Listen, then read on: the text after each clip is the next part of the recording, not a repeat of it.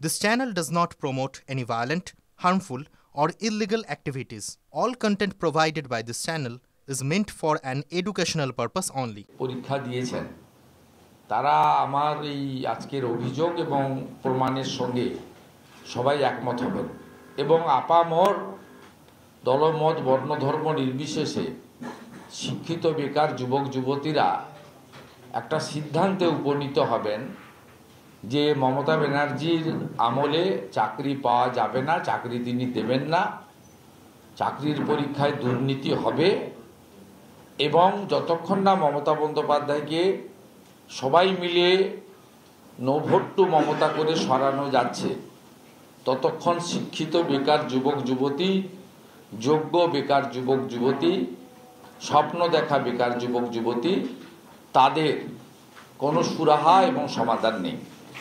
এবারে আমি মূল পয়েন্টে আসছি। আজকে গতকাল যে পরীক্ষা হয়েছিল ওএমআর সিটের কার্বন কপিতে সিরিয়াল নম্বর ছিল না, এমনকি ওএমআর অরিজিনাল সিটে এতে যে নম্বর দেওয়া ছিল সে নম্বরও নেই। ওএমআর এর সিটের কার্বন কপি ক্যান্ডিডেটকে দেওয়া হয়নি। কার্বন কপি ক্যান্ডিডেটকে দিল না মানে বোর্ড যে কোনো ধরনের দুর্নীতি করতে পারবে, কারণ ক্যান্ডিডেটের হাতে কোনো প্রুফ থাকলো না। কার্বন কপিতে সিরিয়াল নেই মানে যে কোনো সময় কার্বন কপি চেঞ্জ করে দেবে, যাকে পাস করাবে তার কার্বন কপি বেশি নম্বর দিয়ে যোগ করে দেবে। পরীক্ষা নিয়মের জন্য কার্বন কপি নাটক করেছে আইনের হাত থেকে বাঁচতে, কিন্তু শেষ পর্যন্ত ক্যান্ডিডেটকে না দিয়ে বোর্ড নিজের কাছে রেখে দিয়েছে। সবচেয়ে বড় কথা হলো কার্বন কপি বোর্ডের হাতে থাকবে কেন? ওটা পরীক্ষার্থীর কাছে থাকবে। স্বাভাবিকভাবে আপনারা আমি যে সেন্টার আছে সেটাকে হেজি করে দিয়েছি। मिट्टी से चुना हुआ एक सांसद हूँ, मेरा जिम्मेदारी नहीं है मेरा लोगों को जवाब देने का कि 5 साल में मैंने क्या किया, मैंने क्या उठाया। अगर 40 लोग मारे गए हैं बीजेपी के कारण, चीफ इलेक्शन कमिश्नर के कारण, इलेक्शन कमिश्नर के कारण, तो जवाब नहीं देगा पार्लियामेंट को। हम लोग पहले से कह रहे थे कि 2 महीना में एसआईआर नहीं हो सकता। कल आपने देखा होगा फिर से 7 दिन बढ़ा दिया गया। भाई ये क्या दर्शाता है? ये क्या दर्शाता है? जो तृणमूल कह रहा था या ऑपोजिशन के लोग कह रहे थे वही आप कर रहे हो। भाई किस चीज का ईगो? आप 6 महीना लगा के करिए, कोई दिक्कत नहीं है। आप 1 साल लगा के करिए, कोई दिक्कत नहीं है। हम एसआईआर के खिलाफ नहीं है, लेकिन don't twist and tweak my statement. The way SIR is being implemented we are against that method and mechanism. कि बीएलओ को आप लगा रहे हो, उनके पास कोई ट्रेनिंग नहीं है। बीएलओ का जो ऐप है वहां पे डिजिटाइज वोटर लिस्ट नहीं है। बीएलओ को बोल दे रहे हो भाई आज के अंदर सब डिजिटाइज करना पड़ेगा। आपके तरफ से ना कोई ट्रेनिंग दिया गया है, ऐप में जो टेक्निकल ग्लिचेस आ रहे हैं उसको एड्रेस नहीं किया गया है, बीएलओ को पहले से ब्रीफ नहीं किया गया है, और 2002 के जो डिजिटाइज लिस्ट है वो भी कई जगह पे अवेलेबल नहीं है। तो ये किसका फेलियर है? ये तो स्टेट का फेलियर नहीं है, ये इलेक्शन कमीशन का फेलियर है। तो इस पे अगर कोई चर्चा चाहता है तो वो ड्रामा है। मैं अगर अपना इन्यूमरेशन फॉर्म भर रहा हूं, चीफ इलेक्शन कमिश्नर और सेंट्रल गवर्नमेंट एक अंडरटेकिंग दे दे 140 करोड़ लोगों को कि एसआईआर होगा, इसके बाद कोई भी फर्जी वोटर अगर होगा तो the government of the day will resign. Let them give an account, N undertaking, accountability रहे। हम नहीं मांगेंगे एसआईआर पर डिस्कशन, हो गया। भाई अकाउंटेबिलिटी तो देना पड़ेगा। आपने यही कहा ना कि 10 दिन में 50 दिन में, प्रधानमंत्री ने यही कहा था जब नोटबंदी अनाउंस हुआ, तब तो यही कहा था कि 50 दिन मुझे समय दीजिए, अगर काला धन मैं हटा नहीं पाया तो देश के जिस चौराहे में मुझे ले जाके आप जो सजा देना चाहे वो दे देना। आज कितना दिन हो गया? वो 50 दिन मांगे थे, आज 3650 दिन हो गया। काला धन खत्म हुआ? 3650 दिन। और यही सरकार है जो जवाब देना नहीं चाहते। भाई जवाब तो देना पड़ेगा।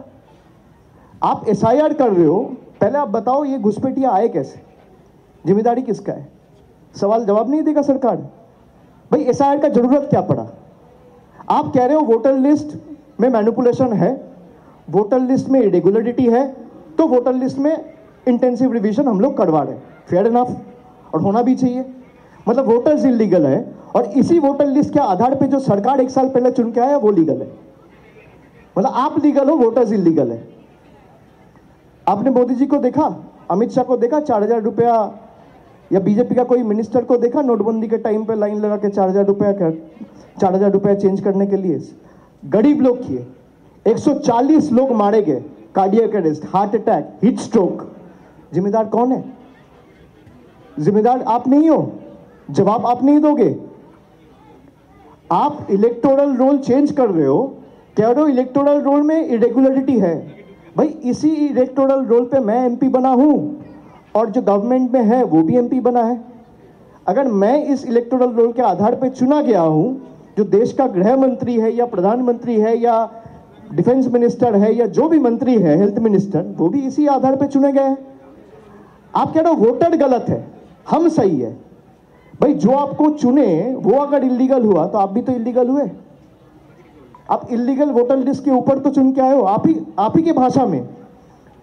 तो the government of the day should take the moral high ground and resign, dissolve the Lok Sabha. फिर आप एसआईआर करिए कश्मीर से पूरा कन्याकुमारी, कोई दिक्कत नहीं है, दूध का दूध पानी का पानी हो जाएगा। आप पावर में रहोगे, आपको जो सूट करता है वो आप करोगे और जनता को हिसाब नहीं दोगे। भाई हिसाब तो देना पड़ेगा। बंगाल का आप 2 लाख करोड़ रुपया रोक के रखे हो, ये पैसा किसका है? किसका है?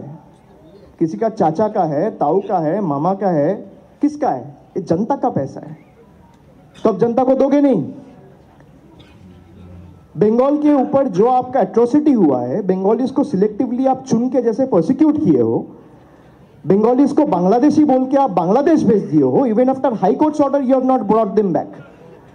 हाई कोर्ट ने बोला है मनरेगा का काम चालू करो, ये केंद्र की सरकार अभी तक चालू नहीं किया है, हाई कोर्ट का ऑर्डर को वायलेट कर रहा है। और हम लोग डिस्कशन चाहते हैं तो बोलते हो ड्रामा है। भाई ड्रामा कौन कर रहा है? देश का जनता देख रहा है। जिसके पास जवाब नहीं है वो डिस्कशन अवॉइड कर रहा है। आप एसआईआर पे चर्चा कीजिए। बंगाल पे जितना भी डेप्रिवेशन हुआ है, 2 लाख करोड़ का ड्यू आप रोक के रखे हो, आप चर्चा करो। भाई आप जीत रहे हो तो आपको तो जनता में फेस करने का कोई दिक्कत नहीं है। मान लीजिए अभी भाई एक डेटा आया 2 दिन पहले कि जीडीपी फिर से बढ़ गया और इस क्वार्टरली रिजल्ट में जीडीपी और अच्छा हो गया, 8 पॉइंट समथिंग हो गया है। भाई 4 आदमी से जाके पूछिए 10 साल में इनका जीवन में किसी का भी, आप जो बैठे हुए हैं 10 साल छोड़ दो, लास्ट 1 साल में ऐसा क्या हो गया? भाई अकाउंटेबिलिटी देना पड़ेगा ना पार्लियामेंट को कि किस आधार पे आप ये कैलकुलेशंस बना रहे हो। Are the data normal, are the data real और दे आर फज्ड, वो तो बताना पड़ेगा। आप एसआईआर कर रहे हो, लोग अगर मारे जा रहे हैं एसआईआर के कारण, ये तो तृणमूल के लोग नहीं है। बीएलओस को कौन अपॉइंट किया है? ममता बनर्जी का सरकार की तृणमूल पार्टी? ना हमारी सरकार किया है ना हमारा पार्टी किया है। बीजेपी का सरकार ने जिस चीफ इलेक्शन कमिश्नर को बिठाया इलेक्शन कमीशन में, वो इलेक्शन कमीशन बीएलओस को अपॉइंट किया है। वो बीएलओस आत्महत्या करके बोल रहा है मेरा मौत के लिए जिम्मेदार है इलेक्शन कमीशन और चीफ इलेक्शन कमिश्नर। इसके ऊपर चर्चा अगर मांग रहे हैं तो आप कह रहे हो भाई ड्रामा कर रहे हैं। कौन ड्रामा कर रहा है? पूरा देश देख रहा है और जवाब करारा मिलेगा।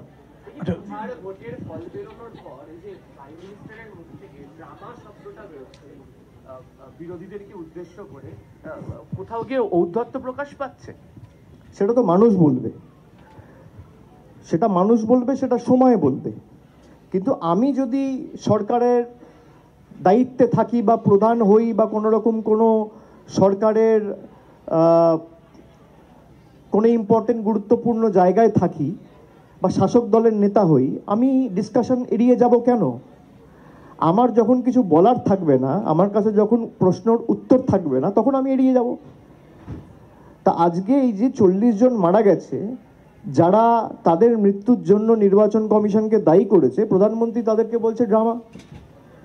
মানুষের মৃত্যুকে তারা তো ড্রামা বলছে বেসিক্যালি। তা মানুষ ঠিক করুক। এর তো কিছু যায় আসে না।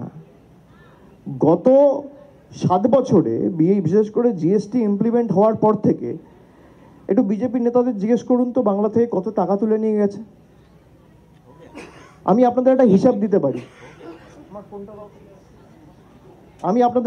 দিতে পারি, যে গত 7 বছরে কেন্দ্রের সরকার আমাদের রাজ্য থেকে ডাইরেক্ট আর ইনডাইরেক্ট ট্যাক্সের মাধ্যমে কত টাকা তুলে নিয়ে গেছে। এবং এই তথ্যটা সবাই নোট ডাউন করুন।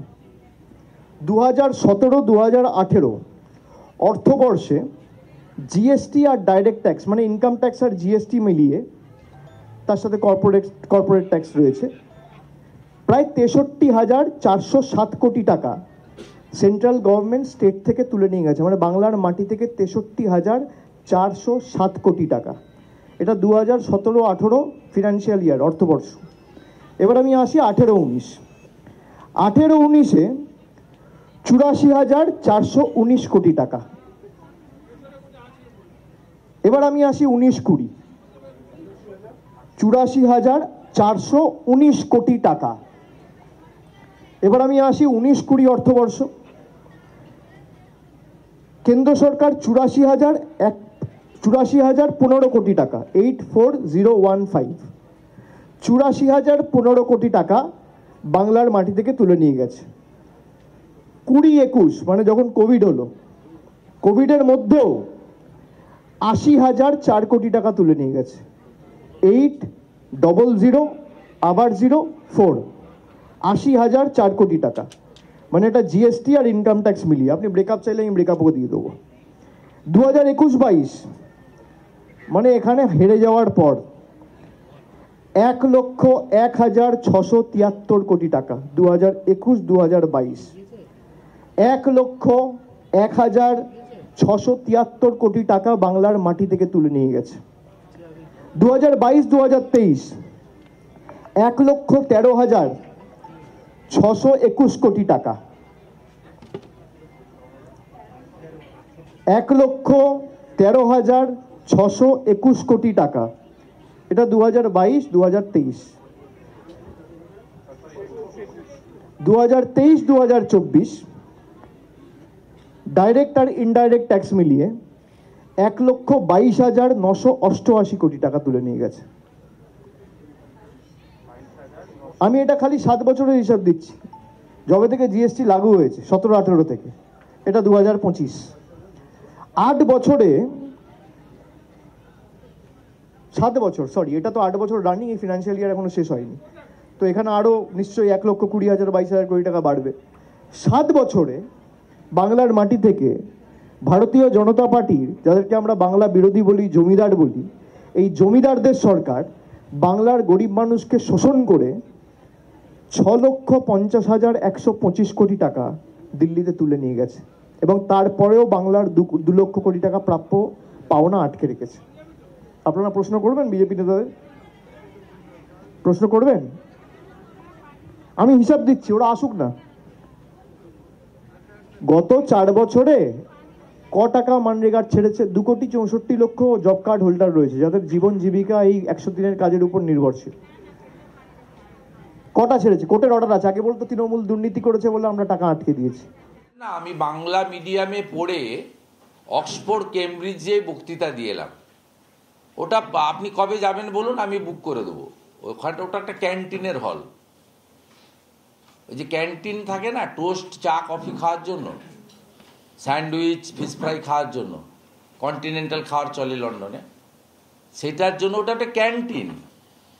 তার অ্যাকোমোডেশন হচ্ছে 250। পশ্চিমবঙ্গ থেকে পুলিশ নিয়ে গিয়ে বসিয়ে দেওয়া হয়েছিল 60। অনেকগুলো চেয়ার ফাঁকা ছিল, তার মধ্যে আবার ডক্টর রজত শুভ্রবাবুরা ঢুকে ঘেটে করে দিয়েছিলেন। এই যে সম্প্রতি জাপান থেকে ডিলিট দেওয়া হলো, এটাও সত্যম রায়চৌধুরী কয়েক কোটি টাকা দিয়ে কিনে নিয়ে এসছে। আমি একটা প্রেস কনফারেন্স করব, সত্যম রায়চৌধুরী কি কাণ্ড করছেন পশ্চিমবঙ্গে এবং কিভাবে কেন্দ্রের যে সংস্থাগুলি আছে তাদের কাছ থেকে এনওসি আনাচ্ছেন। 1,000 কোটি টাকার ব্যবসা করেছে এবারে এই প্রাইভেট অর্গানাইজেশনগুলো, যার মেন বেনিফিট সত্যম রায়চৌধুরী নিয়েছেন, এটাতে